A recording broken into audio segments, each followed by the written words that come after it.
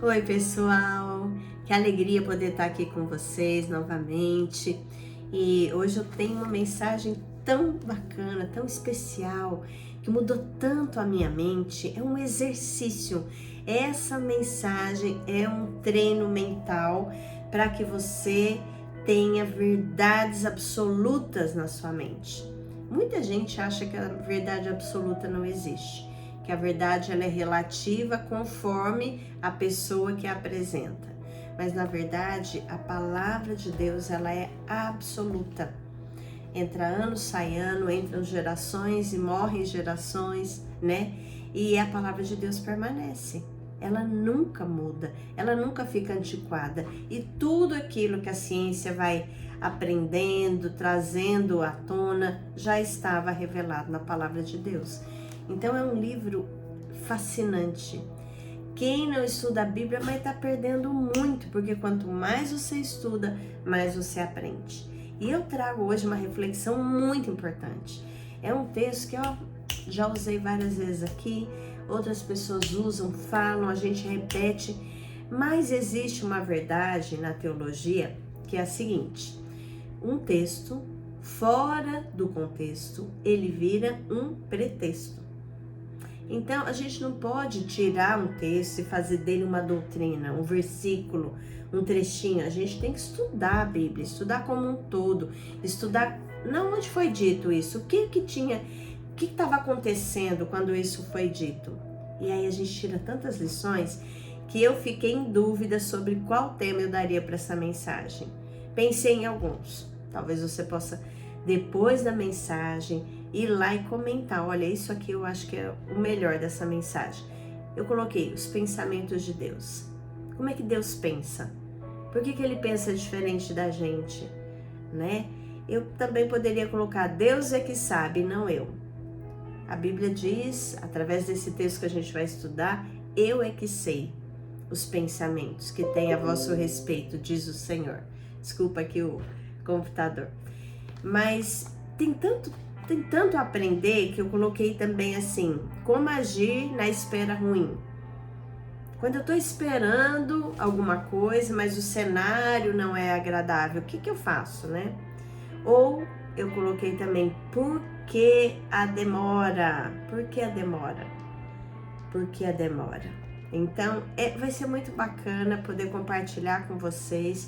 E eu queria começar orando e depois contando o que aconteceu já com essa mensagem que está chegando agora a você, mas que eu pude compartilhar semana passada num grupo, tá bom? Vamos orar?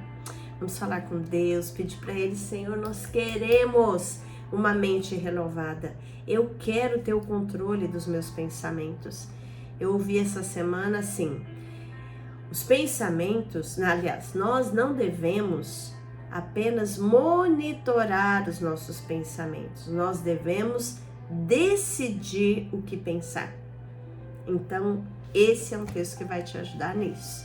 E vai te ajudar também a entender o que está acontecendo na sua espera. Olha, gente, é fascinante, é tanta lição que eu tenho certeza que eu não vou conseguir tirar tudo hoje, mas o que eu vou trazer para você vai fazer muito sentido. Vamos orar. Pai, eu me achego a Ti em oração humildemente para te pedir: fala comigo, fala com cada pessoa que vai ouvir essa mensagem. Senhor, leva ao maior número de pessoas possíveis. Tem me feito tão bem, Senhor, aprender de Ti, mudar a minha mente, mudar a forma de pensar, de reagir, de falar. E eu acredito que isso pode mudar a vida de muitas pessoas. Então eu te peço que cada pessoa que ouvir, compartilhe com outra pessoa. Que ela ore, pense: quem é que eu posso ajudar com essa mensagem? E que ela chegue aos 4 cantos da terra, que ela alcance o maior número de pessoas possíveis e que todas as pessoas que ouvirem decidam colocar em prática tudo que nós vamos aprender juntos. Eu te agradeço por poder compartilhar, pelo privilégio de repartir o meu crescimento com outras pessoas para que elas cresçam comigo. Abençoa-nos nesse dia, na hora que a pessoa estiver ouvindo, em nome de Jesus. Tira de nós todas as distrações. Amém. Vamos lá então? Gente, é muito rico o que eu vou contar para vocês. Mas eu queria começar justamente contando o contexto que esse versículo aparece. Vou repetir o versículo. E eu trouxe aqui duas traduções, tá? A Bíblia na linguagem de hoje e essa é a King James. Vamos ver como o versículo aparece em cada uma. Primeiro na King James, diz assim: porquanto somente eu, Deus que está falando, conheço os planos que determinei a vosso respeito, declara o Senhor, planos de vos fazer prosperar e não de vos causar dor e prejuízo. Então Deus não faz planos de dor e prejuízo. Planos para vos dar esperança e um futuro melhor. Olha que lindo, né? Então eu quero ler agora na versão aqui que tem na Bíblia, na linguagem de hoje, né? Que é uma linguagem mais fácil da gente entender. Então vamos lá. Opa! Virei aqui a página. Só um pouquinho, gente. Aqui. Deixa eu ler para vocês na linguagem de hoje. Diz assim, ó. Sou eu que conheço os planos que tenho para vocês. Prosperidade e não desgraça, e um futuro cheio de esperança. Sou eu, o Senhor, quem está falando, tá? Olha só. E tem a versão que é a mais tradicional, que eu decorei, que diz assim: eu é que sei os pensamentos que tenho a vosso respeito, diz o Senhor, pensamentos de paz e não de mal, para vos dar o fim que desejais. Então, esse texto, ele tem um contexto. Vamos ver onde é que foi falado isso, você sabe? Quem era Jeremias, o que estava acontecendo? Eu quero trazer isso para você. E eu quero trazer os versículos antes e depois desse texto. Porque quando a gente lê o conjunto, o aprendizado é maior. Então, primeiro contexto, tá? O texto foi escrito por um profeta chamado Jeremias. Jeremias profetizou o cativeiro do povo de Judá na Babilônia. Olha que interessante essa parte. Mas ele não viu terminar. Ele não viu acabar o cativeiro, pois foi levado para o Egito e morreu lá. Embora sua mensagem trouxesse a promessa do retorno após 70 anos, Jeremias 29:10, e uma nova aliança. Ele alertou o povo sobre o cativeiro como consequência da desobediência. Ele viu o sofrimento do povo, mas também a esperança futura de restauração e uma relação íntima com Deus, antecipando a nova aliança. Ele foi o profeta que anunciou o exílio babilônico, alertando sobre a destruição de Jerusalém e a deportação do povo devido aos seus pecados e idolatria. Ele enviou uma carta para esses exilados lá na Babilônia, instruindo-os a se estabelecerem lá, construir casas, orar pela cidade, pois Deus os traria de volta após 70 anos. Gente, vamos aqui comentar algumas coisas importantes sobre o que eu acabei de falar aqui com vocês. Olha só, vamos tentar contextualizar você. Jeremias foi um homem que Deus levantou para falar com o povo deles, que eles estavam em desobediência e idolatria. É sério isso. Idolatria, todas as vezes que eu coloco algo ou alguém no lugar de Deus. A Bíblia fala contra a idolatria. Ídolos, imagens, pessoas, bens, nada na nossa vida pode ocupar o lugar de Deus. Ninguém. Nem uma pessoa que você ama muito, nem um objeto, nem uma imagem. É por isso que a Bíblia fala contra adorar imagens, porque a gente tem que adorar somente a Deus. Quando a gente usa a palavra santo quer dizer separado do pecado. E é um desejo que Deus tem para todos nós. Não somente para alguém que, aquele ali é o santo tal. E você, quem você é? Você é separado do pecado? Você vive para Deus? Então você também é santo. E a Bíblia chama várias vezes. O apóstolo Paulo começa as cartas dele no Novo Testamento chamando aos santos que vivem em tal lugar. Aos santos, era porque lá tinha um ou outro que ia virar santo? Não, eram porque aquelas pessoas, por entregarem a vida para Jesus, deveriam viver uma vida de santidade, separado do pecado. Deus deseja isso para todos nós. Então todas as pessoas que vivem conforme a palavra de Deus devem ser santos. E lá em 1 Pedro, Deus diz: sede santos como eu sou santo.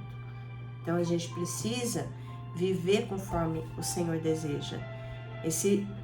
Essa cultura que a gente tem de, eu vou na igreja no domingo, vou lá, canto louvor, faço oração e durante a semana eu vivo como eu quero, eu peco, eu não me importo com as consequências das minhas palavras, dos meus pensamentos, dos meus atos. Isso não é a vida cristã. A vida cristã é você viver em santidade, buscar a orientação de Deus. Quer dizer que você nunca vai pecar? Não. Nós somos falhos, somos pecadores, mas quando nós vivemos de acordo com a vontade de Deus, o Espírito Santo nos incomoda e a gente vai lá e pede perdão e muda, tá bom? Então, quando a gente tira o texto do contexto, a gente pode usar como pretexto até para coisas erradas. Então, quando eu falo assim diz o Senhor, né? Eu é que sei os pensamentos que tem a vosso respeito, é a primeira lição. Não queira aconselhar a Deus pensando que você sabe mais do que Ele.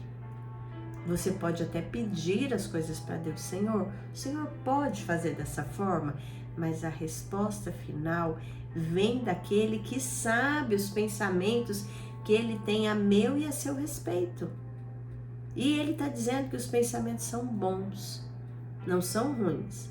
E é para nos dar o fim que desejamos. Mas vamos entender aqui. Então, Jeremias é levantado para chegar e falar para o povo sobre desobediência e idolatria. Que por causa disso, o povo ia ser levado como escravo para a Babilônia. E eles, saibam disso, antes deles serem levados escravos, Deus enviou muitos profetas, Deus falou muitas vezes, Deus deu chance de arrependimento. E essa é uma primeira lição. Deus sempre quer que a gente se arrependa do nosso pecado. Deus sempre está procurando que a gente olhe e fale, não vou agir de uma forma que não agrade a Deus. Eu vou fazer aquilo que Deus quer. Se eu pequei, eu preciso me arrepender. Por quê? Porque tem um versículo lá em Provérbios que diz assim, que aquele que é repreendido muitas vezes endurece a cerviz, né? Que fala, não vou, depois eu conserto isso com Deus. Deixa eu pecar um pouquinho mais aqui. Isso aqui não é nem um pecado tão sério. Será quebrantado de repente, sem que haja cura. Gente, existem doenças que são consequências do pecado. Existem situações de perda de bens, de prosperidade, que são consequências de desobediência. Então, a primeira coisa que a gente aprende com Jeremias é que ele chega para o povo e fala, vocês precisam se arrepender dos seus pecados e de praticar a idolatria. E o povo não deu ouvidos. Então, esse mesmo profeta, como a gente acabou de ver, vê o povo que ele avisou muitas vezes que não deu ouvidos ser levado como escravo para a Babilônia. E aí, quando ele está lá, o povo está lá na Babilônia como escravo. E, gente, ser escravo nunca foi bom, em nenhum tempo da história. Não é o desejo de Deus que um homem escravize outro homem, mas Deus permitiu aqui que o próprio povo dele passasse por uma situação difícil para poder ouvir Deus, porque enquanto Deus avisou no tempo que estava tranquilo, eles não deram ouvidos. Como é que a gente é? Será que eu e você precisamos da enfermidade, das portas fechadas, da calamidade para conseguir ouvir Deus? Porque no nosso dia a dia a gente não obedece aquilo que está na palavra e que a gente está falando aqui direto. Reprograme a sua mente, não desista, agradeça por tudo, creia que tudo coopera para o seu bem, alinhe o seu pensamento com o pensamento de Deus, né? Então, a gente não precisa passar por uma luta muito grande para poder ouvir Deus, é uma decisão nossa. E ali o povo, infelizmente, não deu ouvidos e foram feitos escravos. Aí imagina, você está lá como escravo, numa terra que não é sua, trabalhando para as pessoas sem poder construir para você. Não era um dinheiro que eles iam investir, que eles iam melhorar.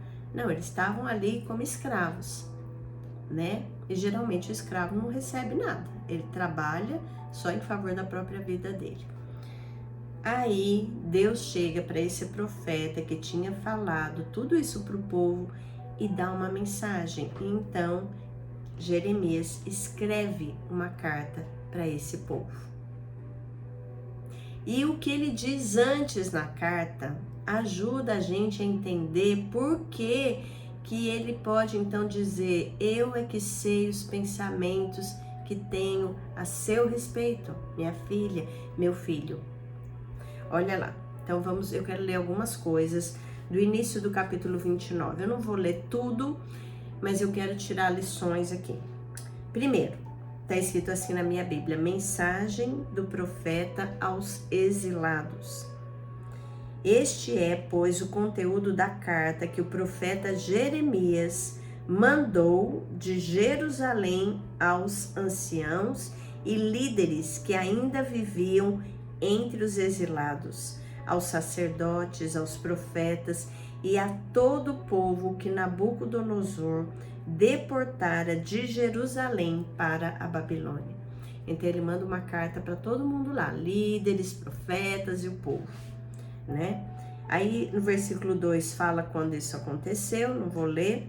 Vou ler no versículo 3 que diz assim: a carta foi enviada por intermédio de Eleasa, que era filho de Safã, de Gemanias, filho de Ilquias, os quais Zedequias, rei de Judá, tinha enviado a Nabucodonosor, rei da Babilônia. Então, ele escreve a carta e esses homens levam até a Babilônia. O que dizia essa carta? Que tem esse versículo que a gente repete tanto no meio. Vamos ler? Diz assim, ó: assim diz o Eterno. Ou seja, a carta era uma mensagem da parte de Deus para eles. Como eu estou aqui lendo a Bíblia, que é uma carta de Deus para mim e para você. Deus para mim e para você. O que Deus está falando?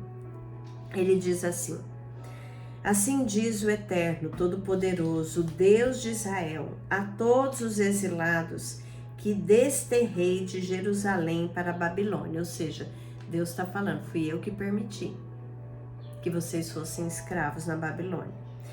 É o que ele manda? Olha que interessante, gente. Edificai, pois, casas e habitai nelas. Plantai pomares e comei dos seus frutos. Casai-vos e gerai muitos filhos e filhas.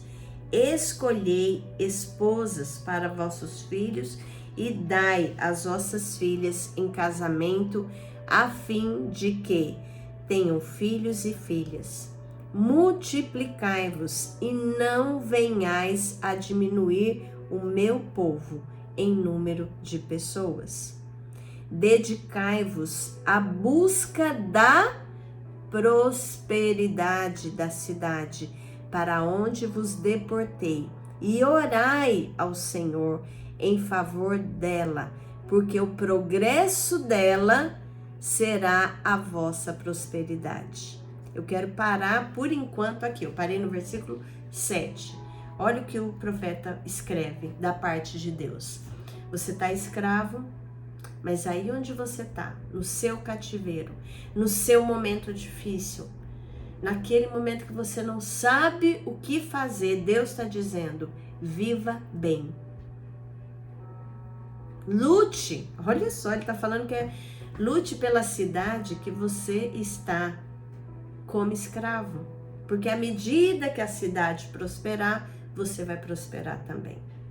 Quantas vezes, quando a gente está passando por um momento difícil, que a gente encara como se fosse um cativeiro, a gente quer fazer o seguinte, ficar na cama, abaixar a cabeça, olhar só pra gente e esquecer da pessoa que está do nosso lado. Então a primeira ordem que ele fala é viva bem, enquanto a promessa não é cumprida. Qual era a promessa que esse povo esperava? Parar de ser escravo, ser liberto. E olha o que ele fala mais. Imagina, ele chega no versículo 10 e fala assim: quando se completarem os 70 anos da Babilônia, eu cumprirei a minha promessa a vosso favor, de vos trazer de volta para esse exato lugar. Porquanto somente eu, aí olha só, é aqui que entra esse versículo, conheço os pensamentos que tenho a vosso respeito, planos de vos fazer prosperar e não de vos causar dor e prejuízo, planos para vos dar esperança e um futuro melhor. Olha o que Deus está dizendo, você está escravo, você está passando um momento difícil, num lugar que você não queria estar, mas enquanto você está aí, seja uma bênção. Eu anotei isso nessa outra Bíblia, que eu estou sempre estudando nela, eu coloquei assim, ó, ser bênção no cativeiro. Deus pede isso para o povo. Seja uma bênção, não seja uma pessoa amarga porque você está passando por um momento difícil ou porque você está num lugar que não é o seu lugar definitivo. Você está numa posição que não é onde Deus tem para você. Mas se você está aí, seja uma bênção. Viva feliz. Imagina, gente, para fazer isso, tá lá no cativeiro. Talvez o que você pensaria, e eu também, a gente pode pensar enquanto a gente está passando um momento difícil, não vou fazer nada aqui, que não é o meu lugar. Imagina que eu vou ter um filho aqui, imagina que eu vou construir uma casa nesse lugar, eu odeio esse lugar, eu odeio esse emprego, eu odeio essas pessoas, eu não vou fazer nada. O que você está fazendo quando você faz isso? Você está plantando o que você vai colher depois. Então o que Deus diz? Seja uma bênção no seu cativeiro. Plante, case, construa, ajude a prosperar o lugar que você está, mesmo que você não goste dele. Eu sempre falo de uma frase, eu repito muito no meu livro, Educação nas Mãos Certas. Se você ainda não adquiriu, por favor, adquira, né? Para realmente ajudar nos propósitos que Deus tem colocado no meu coração. Mas uma frase que eu escrevo e repito várias vezes e é de propósito, para as pessoas poderem estar realmente trabalhando a mente, é a seguinte: trate os outros como você gostaria de ser tratado. Eu uso isso na minha vida há anos. Eu decorei esse versículo que está em Mateus 7,12, que diz assim: o bem que vós quereis que os homens vos façam, fazei-o vós também a eles, porque esta é a lei e os profetas. Então, quando eu quero o bem para a minha vida, eu preciso fazer o bem. E é isso que Deus está falando. Não seja amargo, porque você não está na situação que você queria, ganhando o que você queria, no emprego que você queria, no lugar de morar que você queria. Não, faça dali o melhor, até você chegar no seu destino. Porque os pensamentos de Deus a seu respeito são de paz e não de mal, são de prosperidade, são de um futuro melhor. Cada tradução fala de um jeito, mas a verdade é uma só. Deus tem o melhor para você. Deus não pensa mal de você. Deus não quer o pior para a sua vida. Mas se você ainda está vivendo uma situação de cativeiro e você usa esse versículo, você tem que continuar. Eu vou ler o 11, o 12 e o 13, que eu acho que aí fica bem completo para a gente saber. Diz assim, então, vou ler na versão da linguagem de hoje essa parte, que eu acho que fica mais fácil da gente entender. E é uma mensagem tão linda, diz assim, ó. Continua, começa aqui. Só eu conheço os planos que tenho para vocês, prosperidade e não desgraça e um futuro cheio de esperança. Sou eu, Senhor, quem está falando. Então, vocês vão me chamar e orar a mim e eu responderei. Deus está dizendo, você está no cativeiro, você está passando por um momento difícil, mas se você clamar por mim, eu vou te ouvir e vou te responder. Vocês vão me procurar e me achar, pois vão me procurar com todo o coração. A gente encontra Deus quando a gente busca Deus de todo o nosso coração, de toda a nossa alma, de todo o nosso entendimento. Quando a gente ama Ele dessa forma e o busca, Deus vai se revelar a nós. Sim, eu afirmo que vocês me encontrarão e eu os levarei de volta à pátria. Eu os ajuntarei de todos os países e de todos os lugares por onde os espalhei.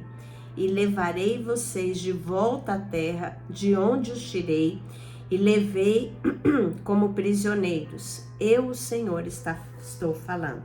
Então, o que o Senhor está falando? Olha, primeiro você está no cativeiro. Você está aí, você tem que ter consciência porque você está aí. Você tem desobediência na sua vida? Você tem idolatria? Então, primeiro, se arrependa. Segundo, viva bem onde você está. Dê o seu melhor.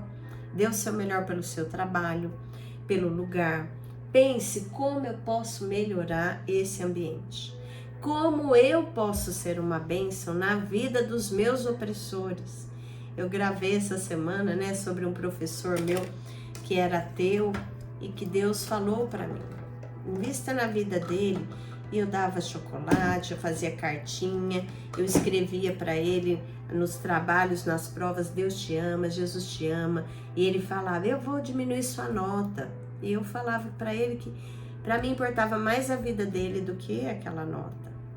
E aí eu conto que no dia da minha formatura, já fazia 3 anos que eu não o via, porque eu tive aula com ele no primeiro ano do ensino médio, aí eu fui fazer o magistério, que foi 2º, 3º e 4º ano de magistério, né? E aí, na formatura do magistério, me convidam para ser oradora, minha sala, eu aceitei, e eu preparei um discurso, e meu discurso começava falando de Deus, da gratidão a Deus por estar me formando professora, e falando sobre tudo que a gente deveria fazer, esperar, as boas lembranças, aquele discurso tradicional. Quando eu desço, eu vou cumprimentar os professores. Esse professor estava lá, ele era ateu, ele sempre foi meio ríspido no começo, mas eu fiquei 1 ano investindo na vida dele. No final ele só dava uma risadinha assim para mim, né? Não falava mais, diminuía assim minha nota, mas não falava mais nada. E naquele dia, então depois de 3 anos que ele não me via, ele pega e vem aqui no meu ouvido e fala, né? Eu ainda não sou cristão, mas se um dia eu vier a ser, eu quero ser como você é.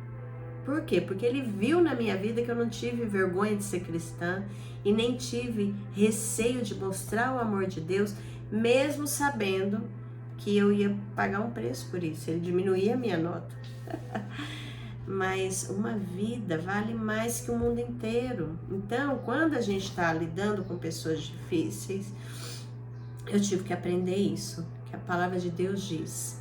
A nossa luta, ela não é contra a carne ou sangue, ela é contra os principados, contra as potestades, contra os dominadores deste mundo nas regiões celestes. Ou seja, a gente não deve lutar contra a pessoa. Muitas vezes aquela pessoa está sendo usada pelo inimigo para nos ferir.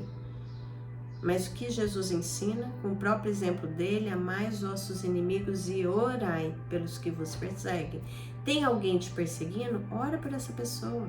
Deus, tira o mal do coração dessa pessoa, faz com que ela não me olhe com esses olhos, que ela não me persiga mais. E eu abençoo a vida dela em nome de Jesus. Eu quero o bem dessa pessoa, né? É isso que o Senhor pede de nós. Amar os inimigos e orar pelos que nos perseguem. Então, aqui no texto de Jeremias, A ordem de Deus foi muito clara. Primeiro, viva bem. Depois, saiba que eu vou cumprir o que eu falei, né? Só que tem uma parte aqui difícil para eles ouvirem. Quando completarem os 70 anos. Nós já falamos aqui da promessa de Abraão, que demorou 25 anos para ser cumprida. Nós já falamos aqui sobre Caleb, que esperou 45 anos para a promessa de ter uma terra ser cumprida. E ele chega lá nos 85 anos, né? Ele recebeu a promessa com 40, quando chega em 85 ele fala, eu tenho o mesmo vigor que eu tinha lá atrás, eu estou preparado, eu não deixei as circunstâncias, o pessimismo, o meu olhar para catástrofes, tirar de mim a certeza que o que Deus fala, Ele cumpre na minha vida. E aqui Deus chega e fala, quando completarem os 70 anos, eu vou trazer vocês de volta, eu vou de onde vocês estiverem. Se de repente da Babilônia for para outro lugar como escravo, eu vou trazer você de volta, né? Mas lembra, tinha aqui as orientações anteriores. Então, às vezes a gente quer dizer, Deus sabe os pensamentos que Ele tem a meu respeito, pensamentos de paz, não de mal, para dar aquilo que eu desejo, mas eu esqueço da minha parte. Qual é a minha parte? Eu vou viver bem enquanto eu espero a promessa de Deus. Eu não vou deixar uma onda de negatividade, de pessimismo. Já falei, se for necessário, desliga a TV, só ora pela nação. Mas se te faz mal, se te faz ver que você não vai conseguir, que não é possível que Deus cumpra o que Ele prometeu, para tudo. Ele é que sabe. Quando Ele diz isso, eu é que sei, não é você que sabe. Você não acha que aquelas pessoas, como escravas, cativas, estavam ali alguns desanimados, pensando, eu não quero nem saber de construir uma família aqui, eu sou jovem, eu vim, mas eu não vou ter filhos, eu não vou fazer nada nesse lugar. Eu sou escrava, mas vou dar o meu pior trabalho. Eles vão se arrepender de ter trazido como escravo. Essa é a reação natural, gente. E aí, o caminho que Deus mostra pra gente é outro. Seja o melhor, invista na sua família, multiplique a sua família, cuide do lugar que você mora, né? E eu falo que isso também é uma questão de testemunho. Olha, todas as casas que eu morei, todo lugar que eu morei, eu entreguei melhor para o proprietário do que eu achei. Eu melhorei aquele lugar. Tanto que às vezes eu ia sair de um lugar para outro melhor e o proprietário, algumas vezes eu vivi isso, pelo menos umas 3 vezes, do proprietário me perguntar, você não quer ficar? Eu abaixo o aluguel, é que você cuida tão bem do imóvel. Como nós somos quando a gente está usando algo que não é nosso. Será que você fala, quando eu tiver a minha casa, aí ela vai ser bem cuidada, aí ela vai ser bem arrumada, mas essa aqui não é minha, eu moro de aluguel. E aí você faz o pior? Como que tá o seu testemunho para o dono da casa? Você é o inquilino, você carrega o nome de Deus.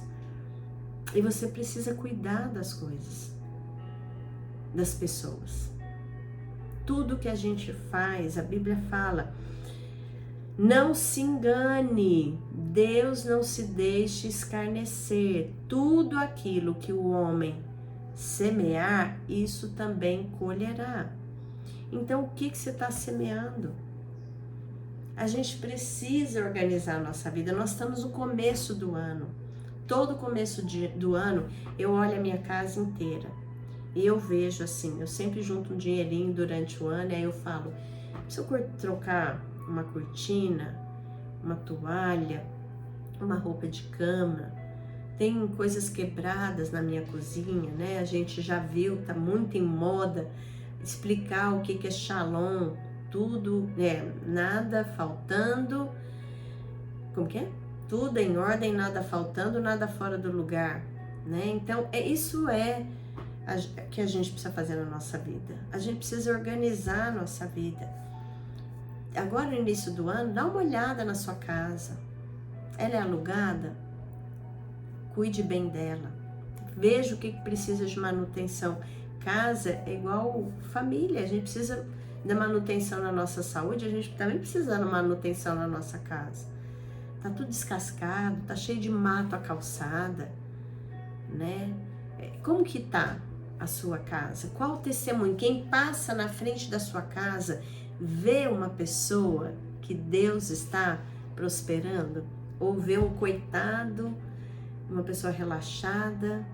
É importante a gente lembrar que Deus falou aqui com o povo: construa casa, ajude a cidade a prosperar. E quando a gente anda numa rua onde todas as casas são bonitas, a gente tem vontade de estar ali. Será que justamente a sua casa é a descuidada? É aquela que o povo passa e fala: meu Deus, quem mora aqui? Que condições são essas? Então a gente precisa lembrar disso, sim. Nós precisamos lutar. Olha o que fala aqui no versículo 7 de Jeremias: dedicai-vos à busca da prosperidade da cidade, para onde vos deportei.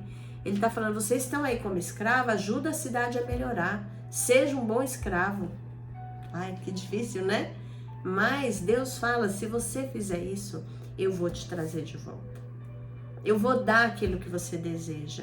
Eu vou dar a sua liberdade. Você vai sair do cativeiro. Então, muitas vezes, Deus nos permite estar em situações desconfortáveis para que a gente mostre quem nós somos. Desculpa te falar isso, mas não se iluda.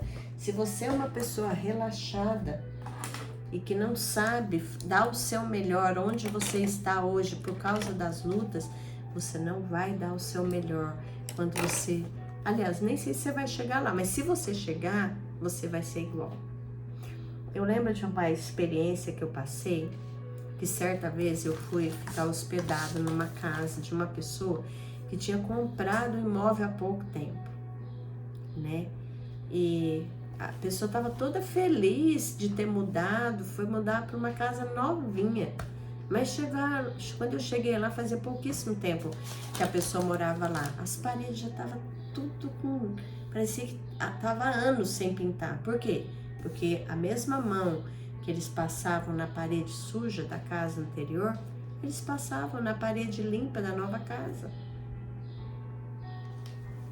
As coisas não estavam limpas. Eu lembro que eu pedi um dia para lavar o banheiro. Eu estava hospedada lá, mas não tinha condições, estava cheio de cabelo, estava com cheiro de urina. Isso quer dizer o quê?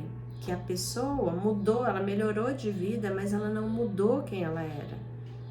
Então, ela não dava um bom testemunho no outro lugar, não vai dar nesse. Cabe a nós olharmos e falarmos: quem eu sou? Como eu estou cuidando do que Deus me deu, né? Ele fala para edificar casas, construir casas, fazer com que a família esteja ali vivendo momentos bons. Às vezes as pessoas são amargas, tem alguém que vai ter um casamento, alguma cerimônia festiva na família, que você devia estar feliz pela alegria do outro, mas você está concentrado no que está te faltando. Para com isso, começa a se concentrar no que você tem e agradeça. Eu ando pela minha casa, eu agradeço cada cantinho da minha casa. Eu sei que Deus tem um outro propósito para a gente nesse momento. Até saibam, aqui a gente está procurando, né, um novo lugar para morar. Nós entendemos que Deus tem falado isso conosco. Eu não sei onde é, mas a pessoa que pegar a minha casa vai pegar uma casa bem cuidada. Porque eu estou dando o meu melhor aqui, na manutenção, no cuidado, mesmo que eu esteja quase para sair dessa casa. E sempre vai ser assim, porque eu me lembro que eu estou carregando o nome de Cristo. Eu lembro que a casa anterior que eu morei, é uma história bonita. Quando fui sair da casa, aliás, quando eu fui morar nessa casa, eu cheguei, não tinha sido feito faxina na casa. Tinha pedaços de móveis, tinha sujeira no chão, barata. E eu fui lá com a minha filha, tal, nós demos uma faxinada, lavamos a casa inteira, dedetizamos, deixamos tudo limpinho para poder entrar. Quando eu fui sair da casa, eu não poderia pensar, peguei a casa suja, mas o que eu fiz? Eu falei para minha família, eu vou voltar aqui e eu vou faxinar essa casa. Porque a pessoa que vier morar onde eu morei vai saber que passou por aqui alguém cuidadoso. E eu fui lá, eu limpei a casa inteira, lavei tudo e depois eu ungi a casa e falei, Senhor, que a pessoa que vier morar aqui seja muito abençoada como eu fui. E quem foi morar nessa casa, uma amiga que também está a história dela no meu livro Educação nas Mãos Certas, a Viviane. Ela foi morar na casa onde eu morei. E ao receber a correspondência lá, eu já morando aqui nessa casa, ela identificou o meu nome, ela já me procurava há 30 anos e a gente retomou uma amizade preciosa. Ela era uma pessoa que eu tinha levado a Cristo. E tá a história dela num dos capítulos, né? No início de um capítulo do livro que eu escrevi, Educação nas Mãos Certas. Queria mostrar aqui para vocês o livro, mas acho que o meu tá lá na sala. Daqui a pouquinho, vou ver se eu pego. Mas vamos lá, gente, continuando. O que eu quero que você saia hoje treinando a sua mente? Eu quero que você primeiro se lembre que Deus é que sabe os pensamentos que Ele tem a seu respeito, não é você. Para de falar que Deus tem pensamentos ruins, que Deus quer o mal, que Deus, o que mais de ruim vai acontecer na minha vida? Vai acontecer quando você falar assim. Substitua, Deus, o Senhor está no controle. Se eu estou passando por esse deserto, por esse cativeiro, tem alguma coisa que é para eu aprender? Eu quero aprender. O jeito de me comportar, a tua palavra já me disse hoje. É dando o meu melhor, é edificando aquele lugar, é contribuindo com aquelas pessoas. Tem uma frase que eu gosto demais que fala assim, que o meu inimigo, para poder falar mal de mim, precise mentir. Porque quando os inimigos falam mal da gente, mas coisa que é verdade, que a gente fez, que a gente errou, mas eu dou graças a Deus quando eu sei que alguém está falando mal, porque vão falar, todo tempo vai falar, vai ter gente que vai ter inveja de você, ciúme de você, sem você ter feito nada. Vai ter pessoas que você vai dar o seu melhor para elas e ainda assim elas vão te colocar numa situação e numa posição ruim no coração delas. Mas eu fico muito feliz quando eu sei que a pessoa tem que mentir para poder falar mal de mim, porque Deus vai tratar com ela. Porque eu vou procurar fazer o meu melhor, mesmo que seja no cativeiro. Seja uma bênção no seu cativeiro. Deixe Deus orgulhoso da pessoa que você é. Faça o melhor. E eu vou pegar o livro sim, porque eu sei que nem sempre as pessoas já viram. Só um minutinho.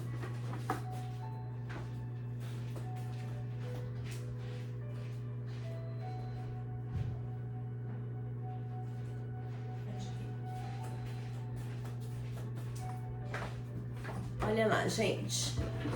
Educação nas Mãos Certas. Esse é o meu primeiro livro e ele é cheio de histórias que servem para qualquer profissional. Vou ler aqui a capinha rapidinho. Este livro é para você, pai, mãe, aluno, professor, gestor ou qualquer profissional que deseja deixar marcas positivas nas vidas ao seu redor.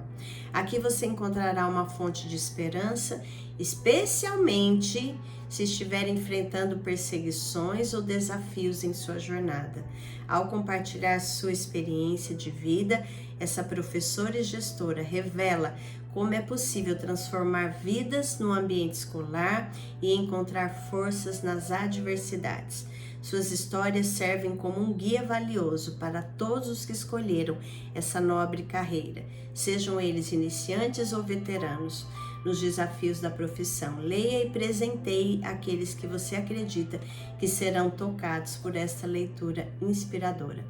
Leia e dê de presente. Vai começar o ano letivo, vem encomendar, entre em contato comigo, peça o seu exemplar, dê para o professor, para a professora do seu filho. Incentive que a educação esteja nas mãos certas. Mas primeiro leia, porque eu tenho certeza que Deus vai abençoar a sua vida também. E toda verba é para um projeto meu, um sonho que eu tenho de construir um lugar para cuidar bem dos profissionais da educação. Então, e das crianças e das famílias, com certeza, que vierem ao nosso encontro. Eu quero hoje orar aqui. Eu quero que você grave esse versículo. Eu é que sei os pensamentos que tenho a vosso respeito, diz o Senhor, pensamentos de paz e não de mal, para vos dar o fim que desejais. Na hora certa, é o tempo de Deus, não é no meu. Mas enquanto o tempo de Deus não chega, o que eu faço? Eu sou bênção, eu sou alegre, eu sou feliz, eu decido cuidar dos meus pensamentos, o que passa na minha cabeça, para que nada, nem ninguém roube a minha bênção. Quanto mais rebelde você for, mais ingrato, mais reclamão, mais tempo vai durar o seu cativeiro. Quanto antes você aprender as lições, mais leve o cativeiro vai ser e mais rápido Deus vai te tirar de lá. Agora eu peço, curta, por favor, comente. Quando tem muitos comentários, nós somos indicados para outras pessoas. E eu tenho certeza que tem muita gente precisando mudar a mente enquanto está no cativeiro e que vai se beneficiar com essa mensagem. Me ajude a chegar até eles. Deus te abençoe. Vamos orar. Pai, com esse aprendizado tão lindo, dá força, Pai, para nós. Nos ajuda a não desistirmos de mudar a nossa mente, de sermos bênção onde nós estivermos e de fazermos o melhor por todas as pessoas que nos cercam, inclusive os nossos inimigos. De nos dedicarmos a darmos um bom testemunho, trabalhando bem, cuidando bem de um imóvel, cuidando bem das pessoas, fazendo o nosso melhor enquanto esperamos a Tua promessa na nossa vida. Em nome de Jesus. Amém. Toda vez que vier um mau pensamento, você diga para você mesmo, Deus é que sabe.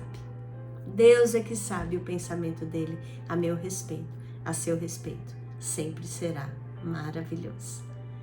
Fica com Deus, até a próxima. Ouça essa mensagem uma vez, duas vezes, ouça as outras. Fiquei tão feliz que uma amiga minha lá dos Estados Unidos mandou as fotos. Lá tá bem frio, né, onde ela tá. E ela falou, olha, hoje nós estamos maratonando as suas mensagens. E assim seja, porque eu não me baseio no que eu acho. Eu me baseio na ciência e na fé. E isso é que constrói uma mente saudável. Fica com Deus. Amo vocês e oro por vocês.